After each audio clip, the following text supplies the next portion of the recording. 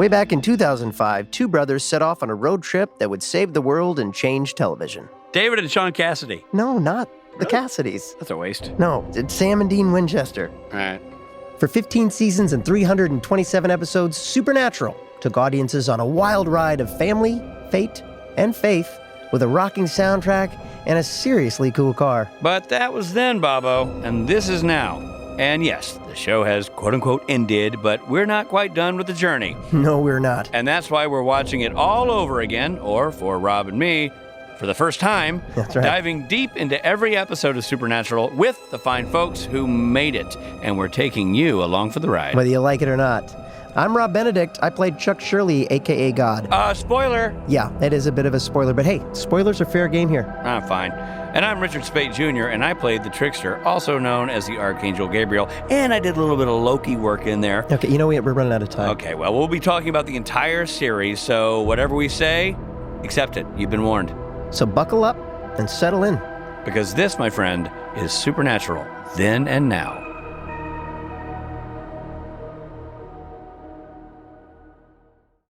Hi, everybody. I'm Rob Benedict. And I'm Richard Speight Jr. And we are talking about Season 2 of Supernatural, Episode 5. It is called Simon Says. Yeah. Simon Says. Simon said, I think. Simon said. All right, Okay, so in this episode, Sam has a premonition of a local doctor committing a murder-suicide. Wait, he has a premonition like a local doctor? No, he has a premonition of a local doctor committing murder-suicide. Not like the premonition that would otherwise be of a local doctor. No, it's his premonition. Okay. And in the premonition, a local doctor goes into a gun store, shoots somebody, and shoots themselves. Right. The brothers head to the roadhouse to get some advice from the other hunters there. Ah, the old roadhouse. Yeah, they get a lead on a guy named Andy Gallagher in Guthrie, Oklahoma. Sam and Dean pose as lawyers and find out where Andy parks the van he lives in. Because no one would doubt their legal credentials, what with his moppy surf hair and Dean's biker-esque persona. Yes, notice in this episode how Sam's hair is starting to head south. Had his own trailer. The boys see Andy talking to the doctor Sam had visions about. Sam and Dean split up. Sam trails the doctor. Dean tails Andy. When Andy stops and asks Dean to give him the Impala, Dean seems to happily oblige. That was weird. Yeah, I was like, oh God, oh geez. That's it for baby. Yeah. Sam tries to prevent his vision about the doctor coming true. He's able to prevent him from going into a store to purchase a gun. However, Sam sees him answer his phone and then step in front of a moving bus and get offed by the bus. Yeah. Just after Sam sees Andy driving by in the Impala. What the? It's a bunch of madness on the road. Yeah. Guy hit by bus. Yeah. Guy not named Dean driving Impala. That's right. Sam and Dean find the car and Andy. The boys confront Andy, believing he's using mind control to kill people. Andy tries the power on Sam, but Sam's immune to it because Sam also has power, right? Right. However, Dean isn't, and he tells Andy everything in a very funny scene. Sam suddenly gets a vision of a woman setting herself on fire. Dean rushes to the scene, but it already happened. The brothers realize that Andy didn't make the call, so it may not be him. Right. And now we find out through a series of unfortunate events, Right. or fortunate events, because the boys need this news, Yeah. that Andy is not the kid he thinks he is. That's right. He He's was adopted. Right, exactly. And he's a twin brother. Yeah, he's got a twin. And they're trying to figure out, well, who's the twin? Because maybe there's one good one and one bad one.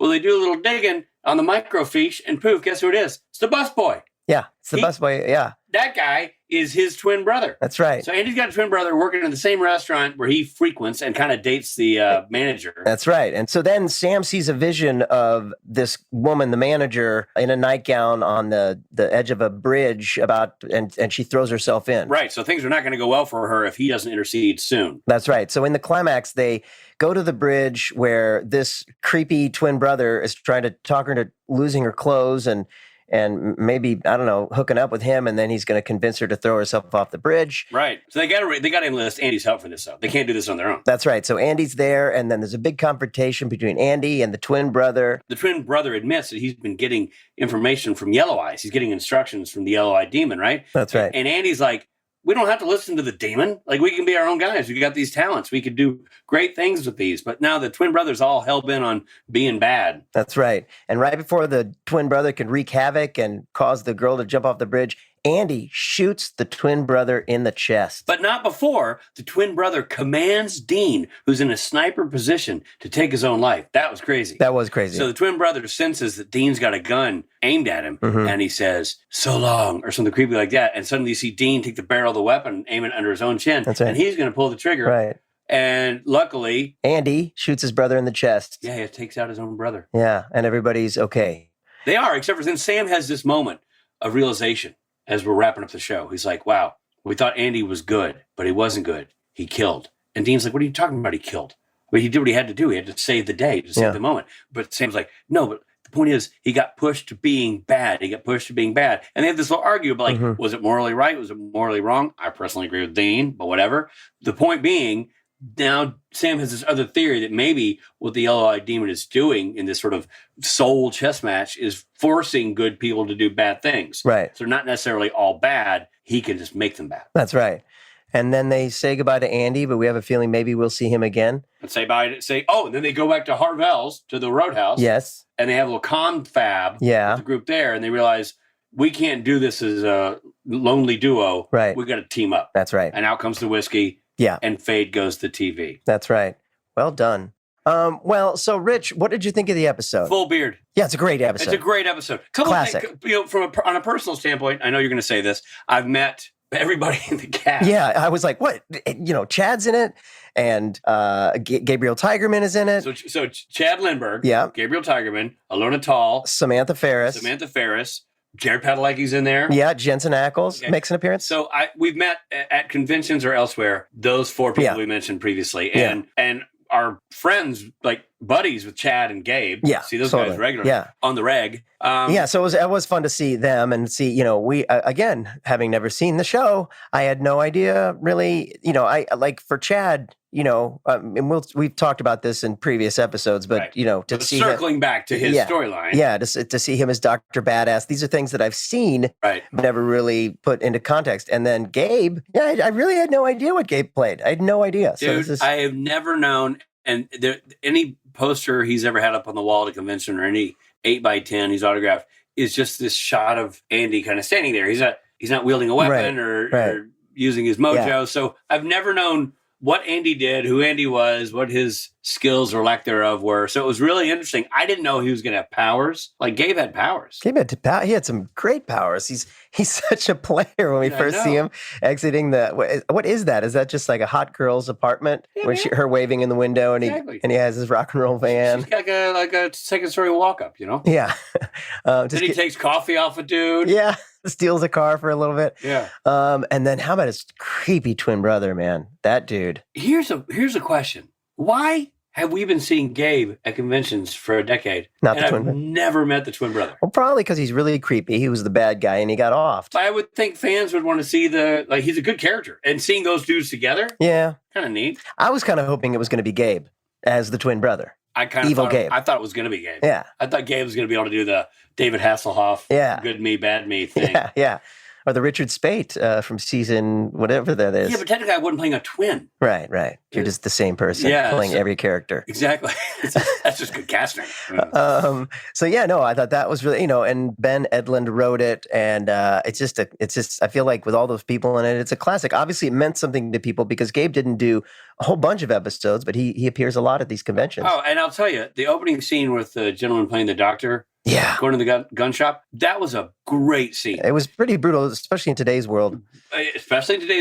But well shot. Yeah. Like well acted. And he was just such a sweet neighborhood doctor, and the gun shop owner knew him. And all that those actors played it really well. Yeah. With the surprise. He's like, no, it's no big deal. And the gun shop owner going, hey, Dave, you want to... Doc. I mean, it was he knew him that well. He's like, hey, Doc. It was really well done, that teaser. Yeah. And... but he was wearing very large pants. Did you notice that? I don't know if it was just the sign of the times. I keep my eyes above the belt, Bobby, but hey, that's your field of study. He's wearing very baggy pants. Bobby handles below the belt. I handle above the belt. That's how we divide and conquer. We could have tucked it in a little bit. You know what I mean? I thought was crazy. One of the things I like about this, why he gets a full freaking beard. How nice is it to hear the rock and roll tunes that are supposed to be in there? So great, and great tunes in this one. Tunes, but there's no way they could have pulled out the Spinal Tap. Bottom Tap is great. No, the song by REO Speedwagon, because Right. Dean sings it and like it's part of the Yeah, you had to have that. had to have that. Yeah. But when they started playing Stonehenge, I'm like, oh, it's so great to hear the real songs. Yeah, I know. Yeah. And then Black Days. Yeah. Soundgarden. Soundgarden. So good. Full beers for all of us. And yeah, very full. well, we're very lucky today. We have 2 separate interviews today. That's a big one for us, Robbie. It's a big one. It's a big one. First up, we have the writer of the episode and of 23 episodes of Supernatural between 2006 and 2013. That's a lot. Ben Edlund. He was the creator and executive producer of The Tick, both the live action and the animated versions. And he created and wrote the comic book. Tick is such a great character. So great. Other TV credits include Firefly, Angel, Revolution, Gotham, and Fantasy Island. Then we have actor Gabe Tigerman. The best. Friend, performer, legendary character on the show. He played Andy Gallagher in 2 episodes of Supernatural. One of the first characters to really pop with the audience. More recently, you can see him in Bosch, Legacy, in Silicon Valley. He's also had guest spots on NCIS Los Angeles, Colony, Bones, and Masters of Sex. First up, here's our interview with Ben Edlund.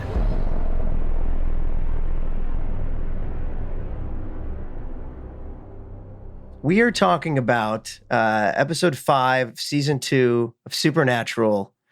And we have with us I'm a legend in the world of Supernatural. A legend in the writing. world of writing in general. You can't say, hello, I created the Tick, and not have people like bend the knee. You know That's what I right. mean? Like, this man's Or Ben the Edlund. Ben Edlund, everybody. Hi, Ben. Oh, that was nicely done. I'm well. I'm good. Good to see you. Good to see you How are too. things? Good, really good. We're excited to talk to you. Now, what's your Supernatural origin story? When did you start on the team? Believe I was asked by Eric to join in season 1 and was on Angel, I think, at the time. But it came around on season 2 that I was available, so I came in on season 2. I had known Eric for a while. We had talked way back when he was running Tarzan, of all things. Oh, wow. And he had expressed interest in writing, which was cool. He was a Tick fan, so I kind of had him from probably an unfair, he might have been eating cereal. I'm not sure. But so that was great. And it began a really fruitful period of world building and lots of fun. That's great. And so the Roadhouse was introduced in Everybody Loves a Clown, and then we see it here again. What was the process of establishing this as a recurring element? Was there talk in the writer's room about, okay, we need a home base, and the Roadhouse is going to be the home base?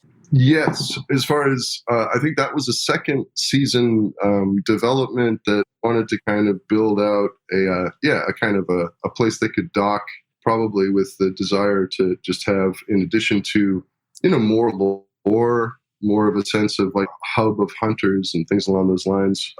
Also a standing set, which in the case, because it worked 15 years, people maybe forgot that this was kind of miraculous.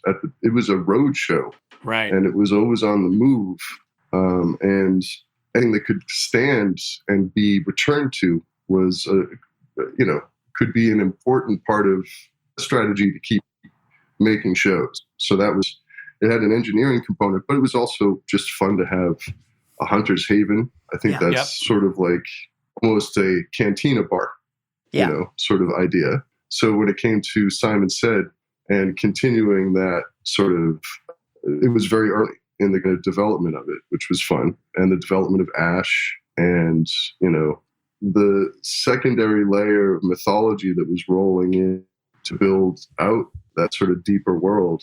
I love that stuff. So I was just happy to begin new narrative paths. Yeah. Now, when you originally conceived of the episode, were you going to have one of the twins be deformed? Was that part of the original story?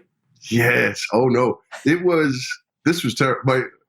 It's amazing I continued to work on Supernatural, actually, once we get down to it, because it took me forever to turn in my first premise. It took me so long.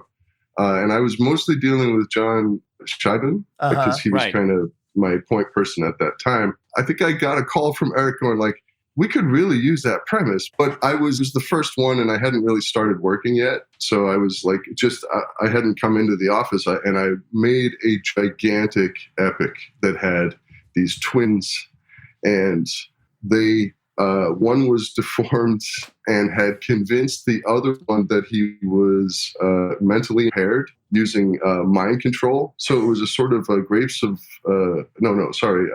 Of Mice and Men. Men kind of arrangement, but it was all in the mind of one generated in the. It was insane. Yeah, Of Mice and Men.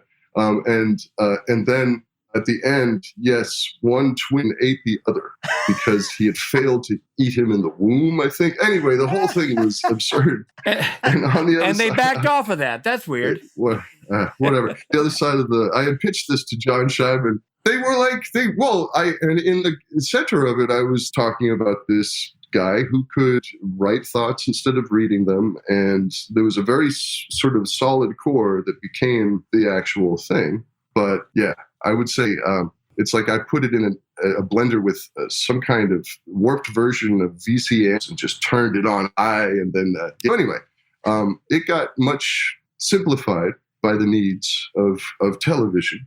Right. But still, it worked out pretty well. Right. And so you created this character Andy, and Andy comes back at the end of season 2. Was that something the producers planned on this early? Did you know that Gabe Tigerman's character would be coming back later in the season? It was, I think, part of a yes. I mean, I don't think it was a completely clear itinerary for Andy in particular, but all of the psychic kids that were part of Sam's kind of origination storyline, the sort of generation of psychic kids that he was a part of, we were populating the field in order to create that end game of, attrition and conflict and, all of the things that ended up with Jake, I think, stabbing Sam. Spoiler. It's okay. It was a, it was a sort of a building of a bestiary, knowing that there was a sort of a plan ahead. Yeah. I'm sure Eric, a few of those fundamentals already kind of laid out. Sure. So people who know the show well know Ben Edlund episodes are standouts. Like you're aside from being a great writer, you have a way of having a subversive sense of humor permeate your episodes. I'm curious, in looking at this episode, there's elements like the barbarian queen riding a polar bear. There's the way Dean speaks when he's being mind controlled, and the way he just is so chipper when he turns over the Impala. Like how much that feels very Ben Edlund to me. It feels very you. And so do you feel like Supernatural encouraged that voice from you? Because later on in seasons, it gets bigger and bigger. Was that something you were given license to do right out of the gate by Eric because he was a fan? Yes. I mean, I think in part that was something Eric was looking to add more of to the show and knew that I could help in doing that. So I recall turning in that script and Eric being very pleased. It felt like a little bit of a chemistry shift, that a little of my humor sort of, it just fit very well. Yes. It turns out, I think the van was me. I think that that whole Andy-ness was like a kind of a new thing kind of walking in, sort of, of a slovenly, mundane sort of, well, I wouldn't necessarily go epic with my power. Yeah, right. Sort of thing that was, it fit like a glove. It worked very well. And prior to that, I think, or developing in and about that same time, was Tall Tales, which was another sort of breakthrough episode. We had Dancing with an Alien and a bunch of sort of Weekly World News sort of headline creatures. And I feel like that too was the second season kind of reaching out, started pushing at its borders to a degree. Yeah. Right. I have a long-standing issue with Eric on Tall Tales because Bat Boy should have been in there. Bat Boy should have been in there. I don't disagree. And he agrees. I think he agrees now. Good. Was that a conversation? I mean, we can remove this for Tall Tales when we're doing this conversation. But was there a debate in the room about let's do Bat Boy and he shut it down? I pitched Bat Boy I think that it had just reached its crazy for the time. Like there was a line that it was pushing crazy. too hard in the moment for what Supernatural would one day become. Bat Boy is no Paris Hilton. Look, I've heard that quote 1,000 times. The show kept going. So Dean sings I Can't Fight This Feeling Anymore, and Stonehenge is part of this episode. Stonehenge is such a great song to play at the introduction of the van and Andy. Did you and Kripke bond over your love for Spinal Tap? I would imagine, but I think that Stonehenge was a choice made in the latter phase of its... Yeah, I don't think I called for Stonehenge. Although, Gotcha. I mean, I do it less now, but I was at that time, if ever given a chance, I would quote the part of the movie where they worked out the size of Stonehenge on a set because it's only like 3 feet tall. And then, is it Michael McKean? Whoever says, well, a dwarf could trod upon it. Yeah, exactly. It's in danger of being trod upon by a dwarf. Anyway, so that was part of the culture, absolutely. But I don't know that was one of mine. Yeah. Well, it works. It does work. And the art, I mean, whatever idea you put in of the van, certainly the Jerry Wanick in the art department did the spray painting artwork brilliantly because it's such a funny visual. The barbarian queen on the bear. It's awesome. It's the best. Yeah, it works. It's it is Frazetta. It says Frazetta. I don't think it is Frazetta probably, but it is Frazetta, which is what it should be. That was a really amazing, and it was really early in their development. That was an amazing group of people that came together and really built a world that, and they just loved. There was a lot of joy, like putting just all kinds of things into the details. And Jerry is amazing. Yeah. And John, those guys. It was an amazing group of people. Now, the episode, for all its fun and levity, actually deals with a deeper theme. It's Sam's struggle with his destiny. Was that something that you found easy to layer in to this story, given the sort of the recurrence of the mind control issue that was introduced earlier on? Now, he was having these flashbacks and visions, and then we meet this other character, Andy, and Andy has this ability to control somebody with his voice and his mind. Was that idea purposely used to tie Sam to this story and his destiny, or was that a happy accident? The idea of mind control in particular, as it relates to destiny and fate, or just, I think it must have been a happy accident because it seems like a very keen observation to me, as opposed to something that came of its creation. The goal at that point was to keep showing Sam sort of cautionary tales of different monsters he might become. So Andy was in a way, it's less about the mind control being a sort of a surrogate for some other form of life control or surrendering control to destiny, because it really wasn't in the fabric of Sam's walk. Like, for me, it was a little more like scary road signs of where you might be heading. So that was the creepiness of Andy's brother. Or Max, I think, was the previous kid with telekinesis. He had these horrifying role models of what he might be becoming. But what I liked about Andy was he was like, I always call it 34-year-old Jesus, the one who decided, I don't think so. But like, basically, Andy didn't want to be a part of it. He was someone who was living in a slightly different tone. Anyway, it was right. It was good. It was a good challenge right out of the gate of balancing some that's a seesaw of tone, and it goes to very dark places. But it does, I think, keep its ability. I mean, it keeps a tonal place. Okay. Nicely done by the director. Agreed. And nicely done by you. So that actually leads into my final question here. So this is your first experience of Supernatural. This is the first episode you wrote for the show. Early in its still, had one season, but it's still early in its development. My question to you is, what was your reaction to the finished product? Did you feel like your script, your blueprint was accurately executed? And were you happy with the result? Yes, I didn't. I was. I was really pleased with how it fell together. First of all, it was the first time I got to see Sam and Dean to say my words. That's getting to get a feel for how Jared and Jensen take your material and roll with it. And things like, that moment where Jensen is just gushing open all of their information to Andy, and Sam is looking like they have some really nice comedic moments in this that are really funny. It just went beautifully. So I was very pleased because I kind of felt like this is an outfit that has a strong, these really good 2 outboard motors on the boat that have a lot of power and like a lot of range. It just felt like you can see a lot of road ahead, to speak in the parlance of Supernatural. Genius.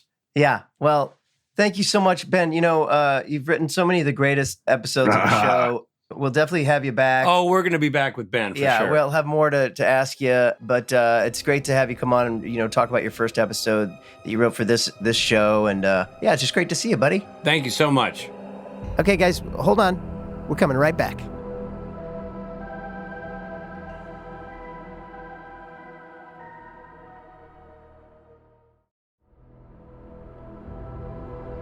Hey, everybody. Thanks for listening. And now back to the episode. That was great. So great to talk with Ben. Such a creative force, that man. Yeah, it's so smart. Just great. Speaking of smart and great, we got another interview. Oh, that's right. Hey, let's get right to it. This is Gabriel Tigerman.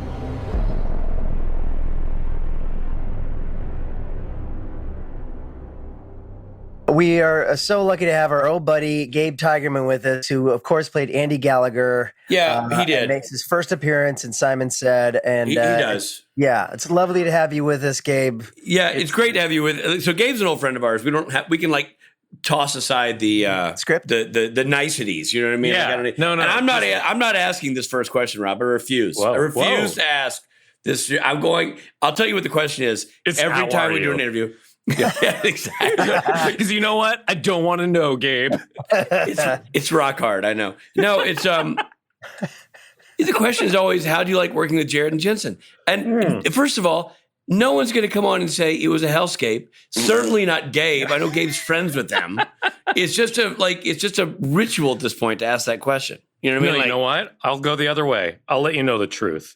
All right, please. Thank you. A nightmare. Right? It was a disaster, and it's immediate. It's immediate. You meet them, and you can sense that they're so full of it. They're so fake, and they're so Hollywood. Oh my God! And I mean, they were just much shorter in person. Well, that's the other thing. I don't know what they do with the camera. There's like somebody shared a shot of Jared next to me. He is shorter than me. Like that's just a fact. That's a fact. Yeah. And it's like Tom Cruise times 1,000, like Apple boxes, blue screens. Yeah. It's just nonsense. Well, bald as a cue ball, short, Yeah, it's bald as a cue ball. Yes.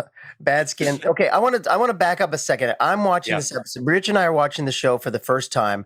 Yeah. I have never seen a lot of my good friends' work in the show. That's funny because you were always saying, "Oh, you're so great." Great on the show. I know it shows that I'm a liar and a bad friend. Okay, good. Rob's what we call in the business full of shit. Yeah, so you need to know. Right. At least Rich tells the truth. He just says, never watched it. Nope. I never saw it. Yeah. At any rate, nevertheless, you're amazing. I'm watching the episode. I'm like, oh my God, here's Gabe. This is Gabe. This is why he's beloved. It's a great role. It's a great role for you. You nail it. It was just a delight. It truly was. And I could see why you're a fan favorite.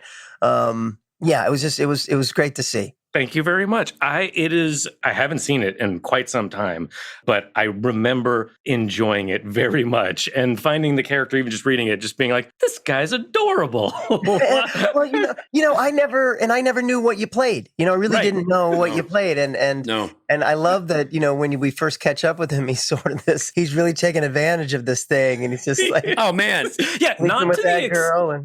Not to the extent of that one could. He definitely hasn't maximized his abilities. Yeah. No. But he certainly isn't solving any major problems in the world. No. I thought it was interesting. So to Rob's point, I'd never seen your episodes of the show. And, I go to conventions with you. I see your giant 10-foot linoleum poster that's a still from the show. And that's all I've ever seen. And I'm watching the episode. And so I know you. I'm totally biased because I know you really well. And then here you come on and you're like, you're getting with some chick using your mind power. And I'm like, Gabe? It's a little questionable. And then you take a coffee from a guy and drink it. And I'm like, oh, Germ Central. Like you just took a coffee right off a guy. This is acting. I would never.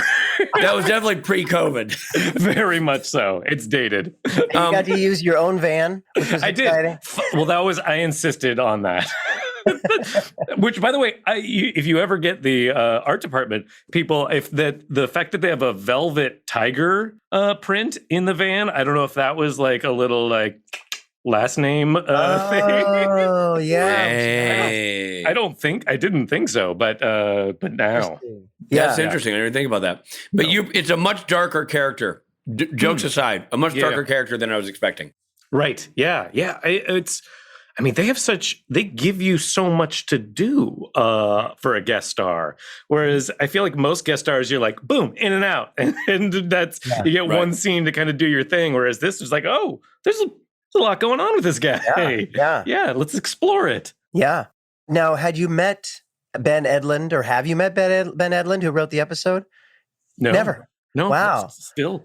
So we talked to him as well in this episode about the creator. So he knows you. He knows all about you. He's like, that guy ruined my words. Oh my God, you saw our interview. Yeah.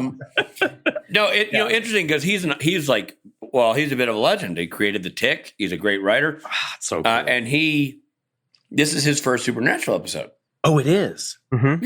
Yeah. So it's like sort of iconic in that regard as well. Oh, that's rad. It is. I'm curious, had you ever seen Supernatural before doing the show? No. So when I had auditioned like 2 weeks before a previous episode of Supernatural. I thought I was totally going to book that.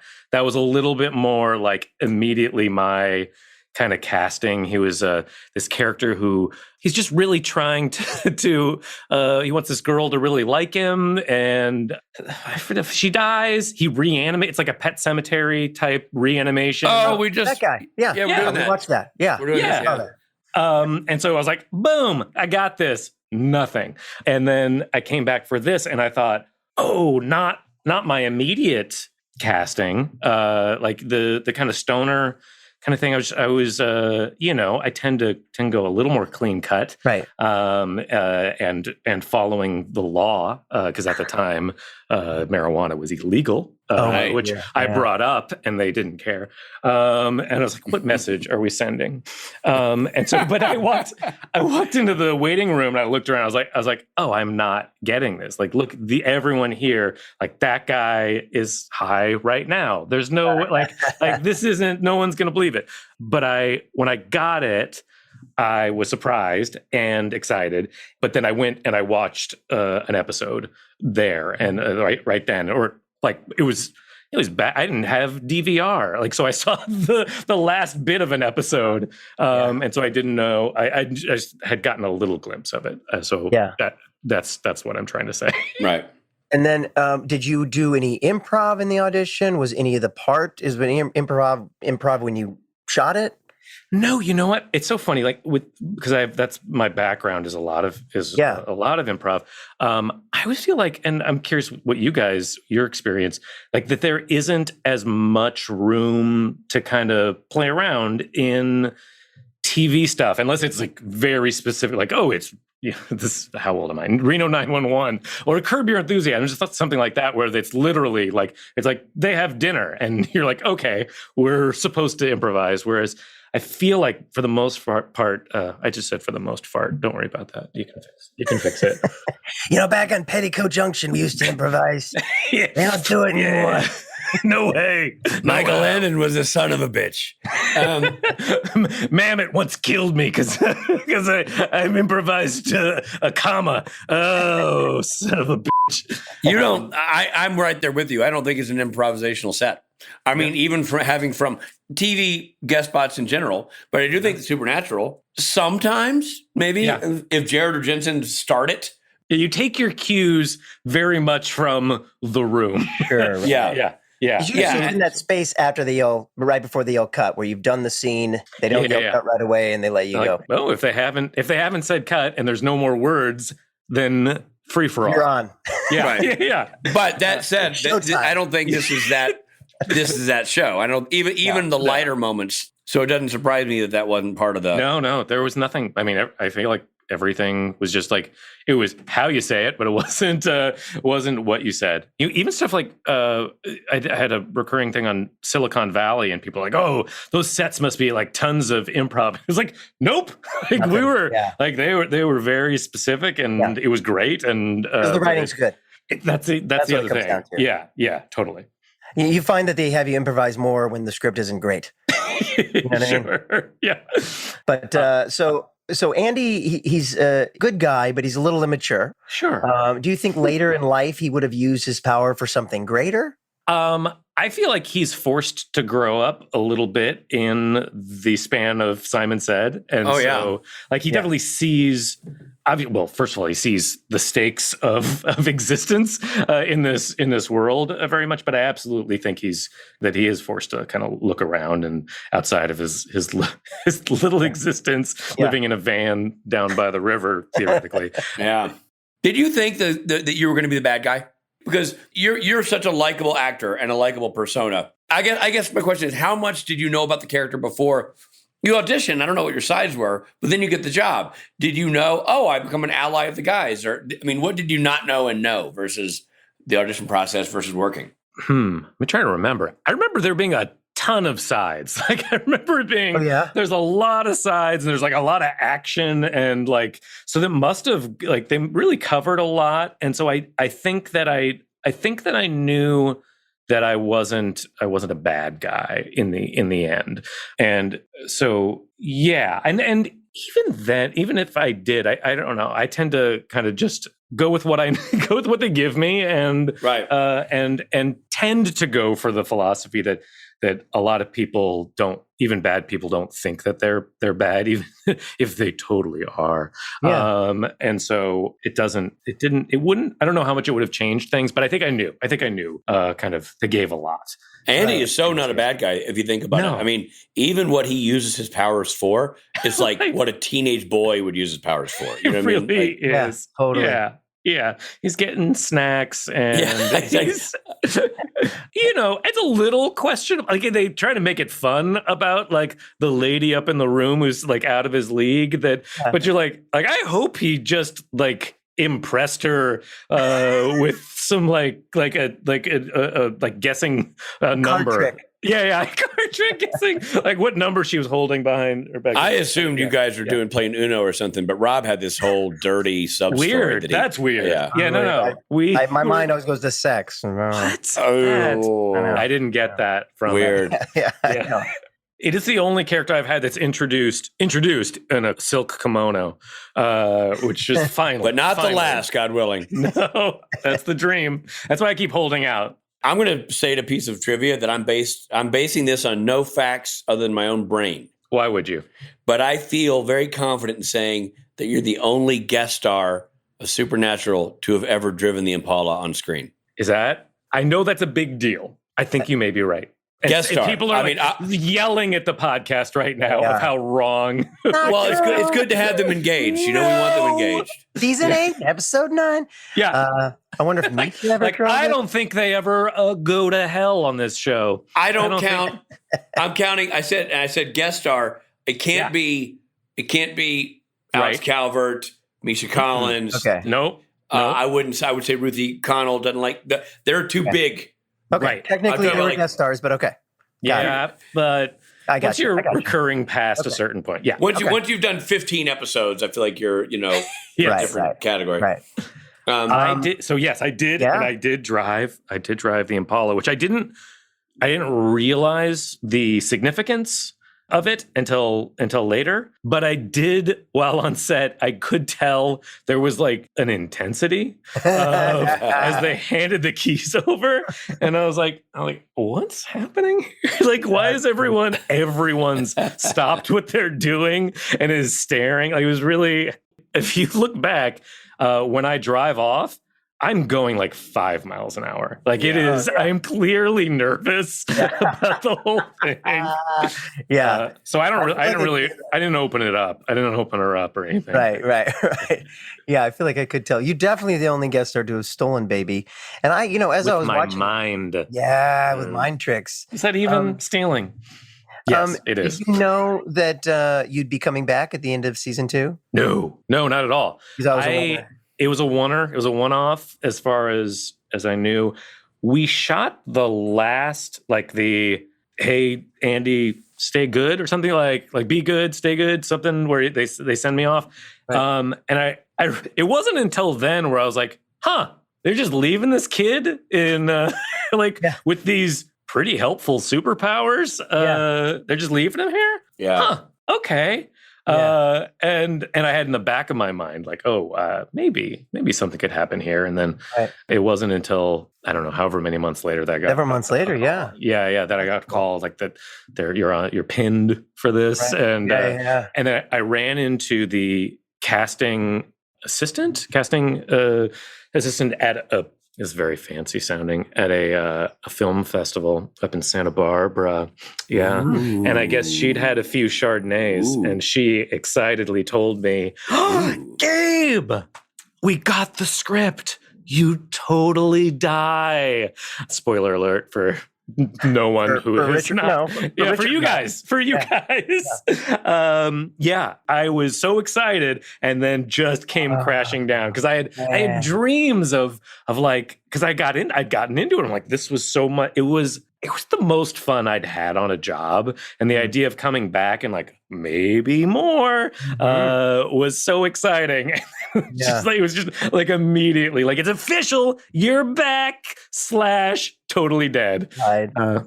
Yeah. And you know what's funny? I'm sure that casting associate didn't mean to crush your dreams. And it's funny how I've had that happen. Sure. I know you have too, Rob, where somebody's like, dude, you're back. Bummer you get annihilated. I'm like, I do? Oh, Christ. Like, you never even savor the return because you're like, well, no. The keep hope alive gene. In your mind, it's like, oh man, it's just going to be me, Jensen, and Jared just hitting the open road. Just hitting I mean, it only makes sense that they would need a little.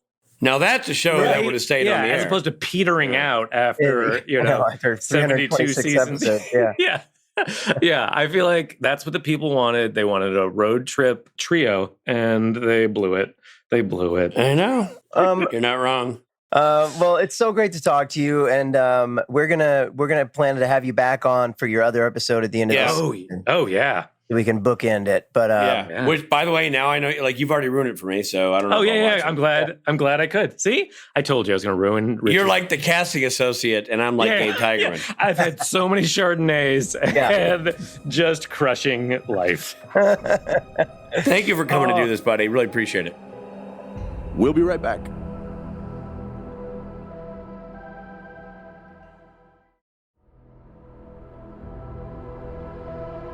Hey there, thanks for listening. Now, back to the episode.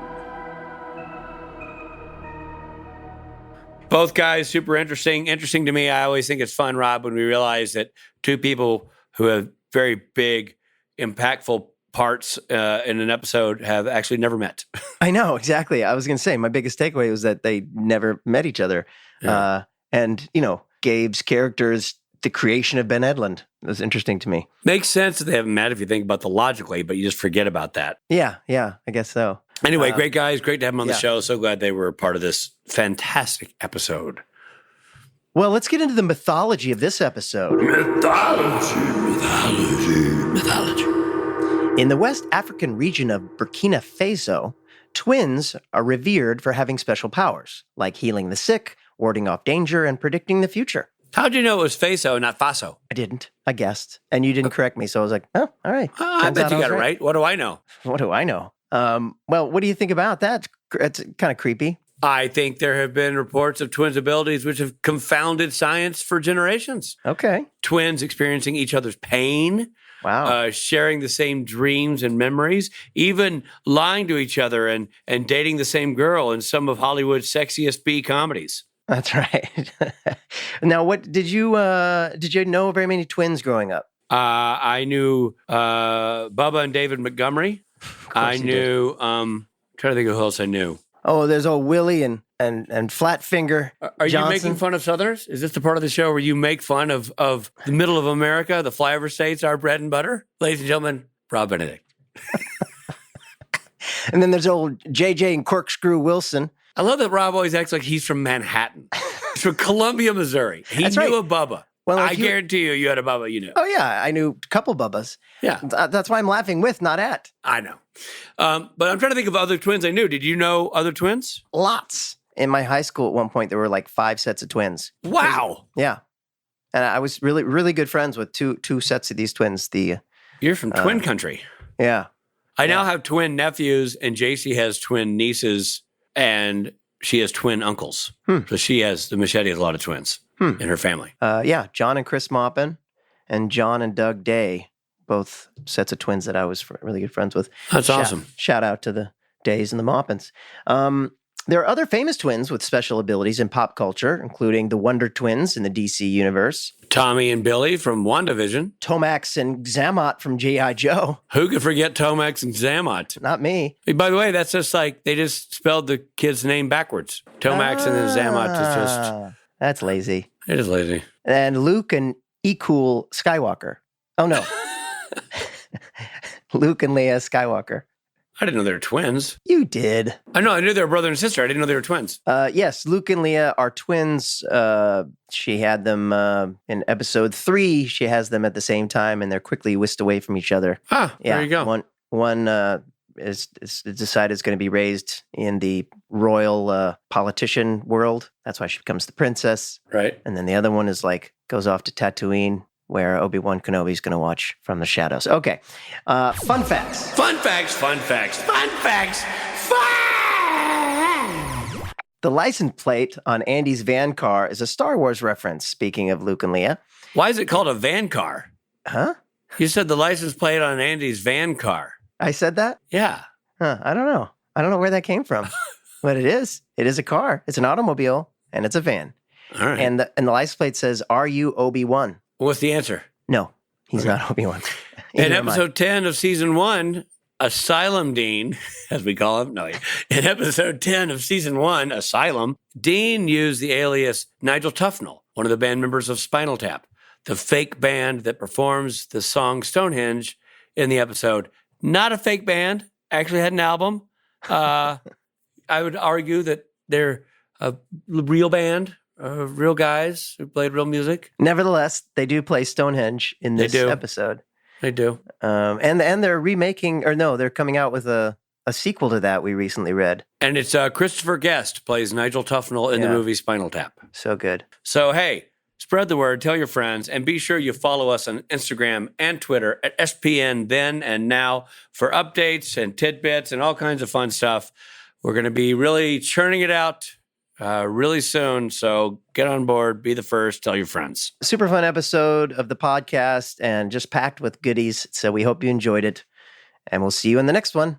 This episode of Supernatural stars Jensen Ackles as Dean Winchester and Jared Padalecki as Sam Winchester. Guest stars featured include Gabriel Tigerman as Andy Gallagher, Elisa Tufexis as Ansem Weems, Samantha Ferris as Ellen Harvell, Alona Tall as Joe Harvell, and Chad Lindbergh as Ash. Simon Said was written by Ben Edlund, directed by Tim Iacofano. Editing by Anthony Pinker, music by Jay Gruska. Executive produced by Eric Kripke and Robert Singer. The episode originally aired on October 26th, 2006. The original broadcast of the episode featured the following songs: Can't Fight This Feeling by REO Speedwagon, Stonehenge by Spinal Tap, Fell on Black Days by Soundgarden, Tired of Crying by Lil Ed and the Blues Imperials, Uncle John by Eric Lindell, and Women's Wear by Master Source. This episode of Supernatural Then and Now was hosted and executive produced by Richard Spate Jr. and Rob Benedict. Produced by Stephen Hine. Written by Stephen Hine and Haida Holscher. And edited and associate produced by Trey Booty. Sup, Booty? Music provided by Tim Wynn. The episode was recorded with the help of Sonic Fuel Studios. This podcast is from Story Mill Media.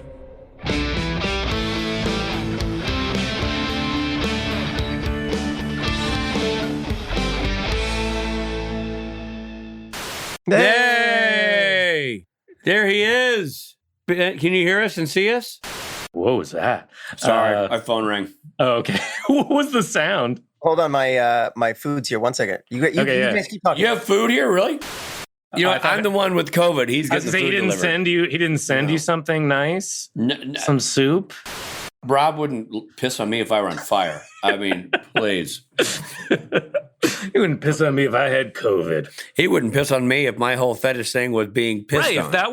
Theoretically that were my thing, he wouldn't. Even if we were in a bathtub and I was begging. Dude, if my jam was getting golden showers from short people from Columbia, Missouri, he would not even think about it. He is that selfish. Yeah. No. What a monster. He's a monster. That's the only way. You know what? He's the monster of this week. Story Mill Media.